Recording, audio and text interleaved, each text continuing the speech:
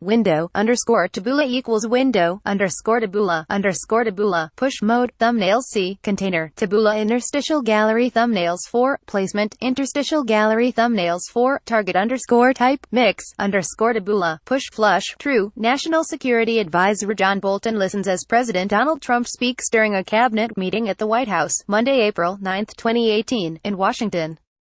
National Security Advisor John Bolton listens as President Donald Trump speaks during a cabinet meeting at the White House, Monday, April 9, 2018, in Washington. Photo, Evan Vucci, AP. National Security Advisor John Bolton listens as President Donald Trump speaks during a cabinet meeting at the White House, Monday, April 9, 2018, in Washington. National Security Advisor John Bolton listens as President Donald Trump speaks during a cabinet meeting at the White House, Monday, April 9, 2018, in Washington. Photo, Evan Vucci, AP. National Security Advisor John Bolton listens as President Donald Trump speaks during a cabinet meeting at the White House, Monday, April 9, 2018, in Washington. National Security Advisor John Bolton listens as President Donald Trump speaks during a cabinet meeting at the White House, Monday, April 9, 2018, in Washington. Photo, Evan Vucci, AP. Bolton takes the helm on national security at time of tumult. Washington, AP. The U.S. military is bracing for a possible strike in Syria. Preparations for a high-risk North Korea summit are barreling forward. White House staff is on edge, unsure who will be fired next, and when. And the national security team is holding its breath to see whether their new leader will be a shock to the system. Enter John Bolton, the pugnacious former UN ambassador who took over Monday as President Donald Trump's national security advisor, the third person to hold the job in barely 14 months.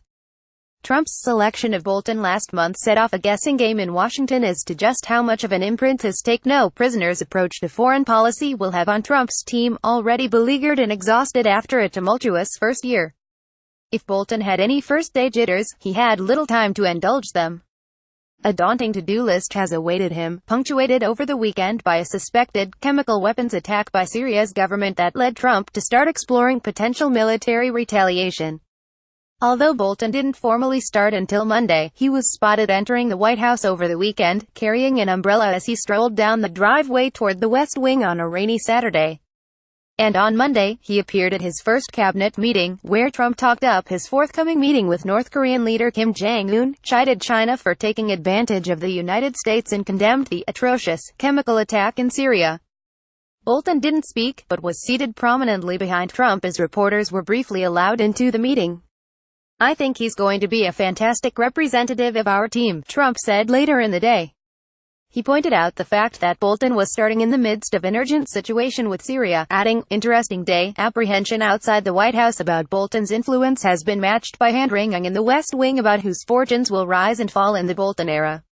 In Trump's reality show-infused White House, it's become a truism that when a powerful aide departs, like the Chief of Staff, National Security Advisor or a Cabinet Secretary, others who were considered aligned with that aide are often the next to go. There have been many such shakeups, even in just the past few weeks. And Bolton, in his former jobs at the UN and at the State Department, developed a reputation as someone who doesn't suffer fools quietly. Although it's unclear whether Bolton will clean house, 2 U.S. officials and 2 outside advisors to the administration said that the White House has been considering a significant staff shakeup in the part of the NSC that handles the Middle East.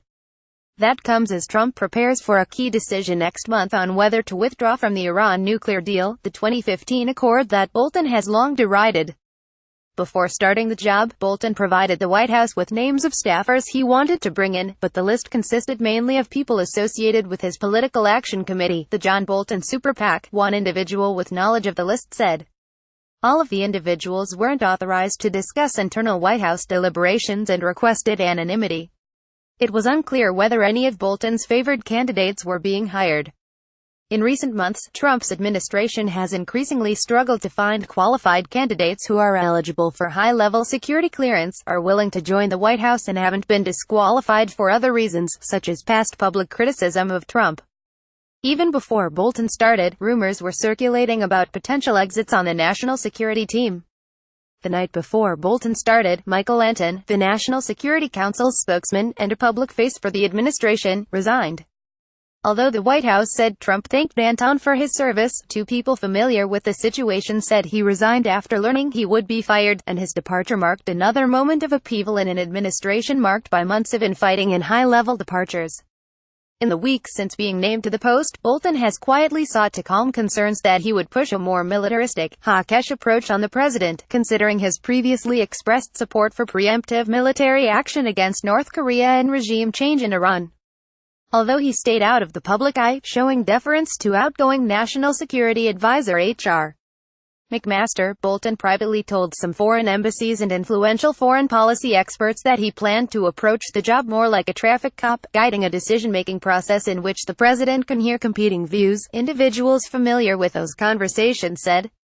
Yet inevitably, Bolton's past statements in public jobs and as a Fox News commentator follow him into the job. At the White House press briefing Monday, spokeswoman Sarah Huckabee Sanders was asked about a comment Bolton made in 2013 on Fox and Friends. He said he would have opposed a congressional vote to use military force in Syria. The point of view that matters most here at the White House, as you well know, is the president's, Sanders replied. Frank Gaffney, a longtime Bolton associate and former Reagan administration official who runs the far-right think tank Center for Security Policy, said Bolton views his role as to help the president get his program implemented. Bolton has been preparing his whole life to be in this job, Gaffney said. Yet in his 2007 book, Surrender is Not an Option, Bolton reflected on his decision to take a job at the U.S. Agency for International Development after President Ronald Reagan was inaugurated rather than work at the White House, out of concern his own voice would not be heard. Being on the White House staff was fun, Bolton wrote. But I wanted, responsibility, to manage something and to change it, not simply to be staff. Even at the White House, Bolton's start comes after the tortured exit for McMaster, Trump's second national security advisor, a three-star general who never developed a strong personal bond with the president. While the White House said McMaster's exit had been under discussion for some time and stressed it was not due to any one incident, it came after months of speculation about his future in the administration.